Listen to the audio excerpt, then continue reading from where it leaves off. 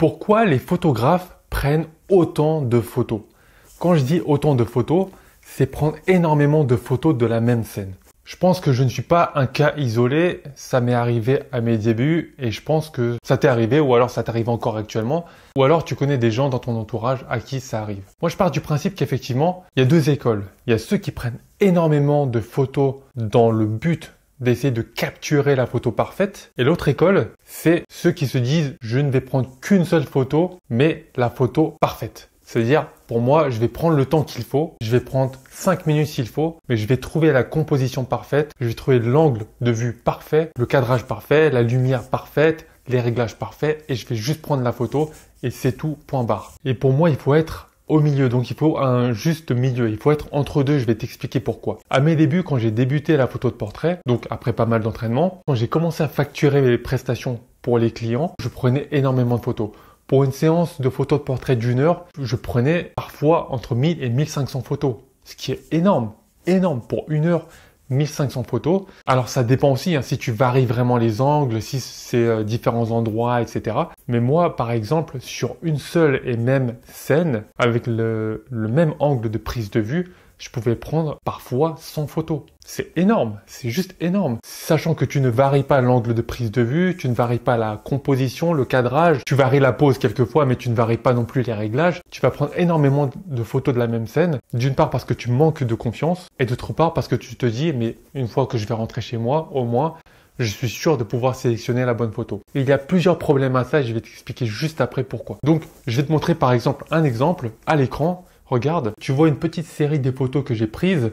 Il s'agit quasiment du même cadrage, du même angle de prise de vue. La seule chose qui change, c'est l'expression du modèle, sa manière de regarder, le regard, etc. Donc je lui ai demandé un petit peu de varier, je lui ai donné quelques instructions par-ci par-là. Mais honnêtement, l'angle de prise de vue est quasiment la même. Il n'y a pas de grand changement et aujourd'hui, je ne fais plus cette erreur-là. C'est-à-dire que si je lui demande de modifier la pose, il faut que je change l'angle de prise de vue. Il faut que je change la longueur focale. Il faut que je me déplace. Il ne faut pas prendre des photos juste pour prendre des photos et pour se dire « Ah bah là, je vais avoir des chances d'avoir la photo parfaite. » Mais là, ça peut poser de gros soucis.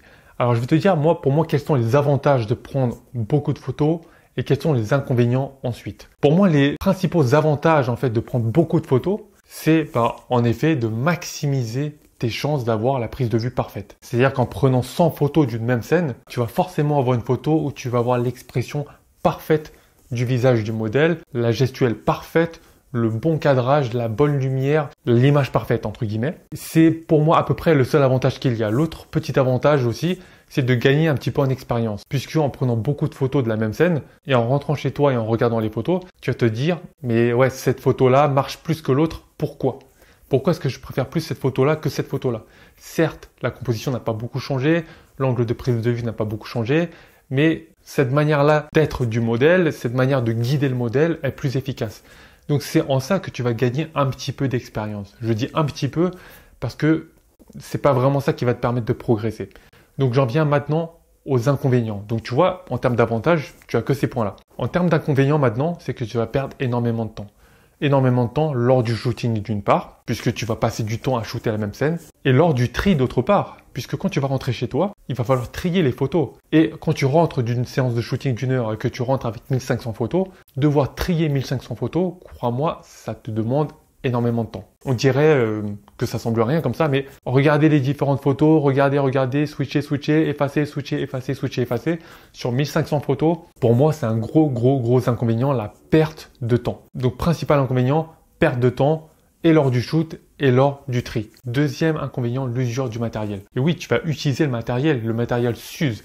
Il y a un certain nombre d'obturations qui va être effectué lors de ta séance et faire 10 séances à 1500 photos, ce n'est pas pareil que faire 10 séances avec 200 photos. Tu vois qu'il y a une petite différence quand même. Donc, il y a un appareil qui va, par exemple, facilement durer plusieurs années et l'autre qui va durer 5 fois moins de temps, par exemple. Mais tu vois que l'usure du matériel est à prendre en compte. C'est généralement ce que tu inclus dans le prix que tu factures à ton client. Mais effectivement, tu ne peux pas facturer beaucoup plus l'usure du matériel que tu fasses 1500 photos la séance ou juste 200-300 photos la séance. Donc, garde bien ça à l'esprit.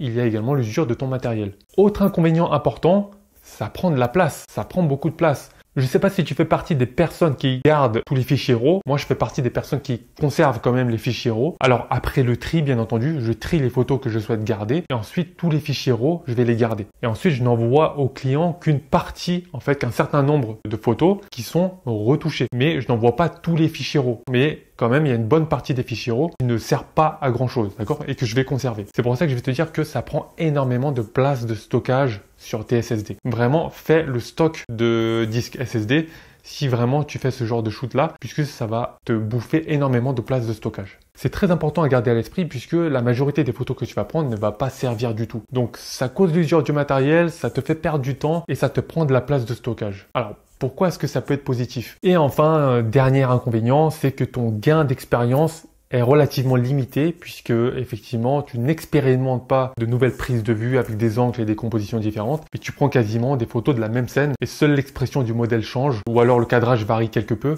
Mais tu ne vas pas vraiment beaucoup gagner en expérience en prenant 1000 photos de la même scène qu'en prenant 20 photos de la même scène, par exemple. C'est pas comme ça qu'on gagne de l'expérience. Tu gagnes de l'expérience en expérimentant différents angles de prise de vue, différents cadrages, différentes compositions, différents types de lumière, de loin, de près, différentes longueurs focales. C'est comme ça que tu vas progresser et c'est pas en prenant 20, 30, 50, 100 photos de la même scène avec la même composition et le même cadrage. Donc mon conseil principal dans cette vidéo là, c'est de passer plus de temps à te concentrer sur le cadrage et la composition et aussi sur tes réglages avant de faire la photo. Plus tu vas te concentrer là-dessus, plus tu seras efficace et efficient lors de tes prochains shoots et tu vas passer de moins en moins de temps là-dessus.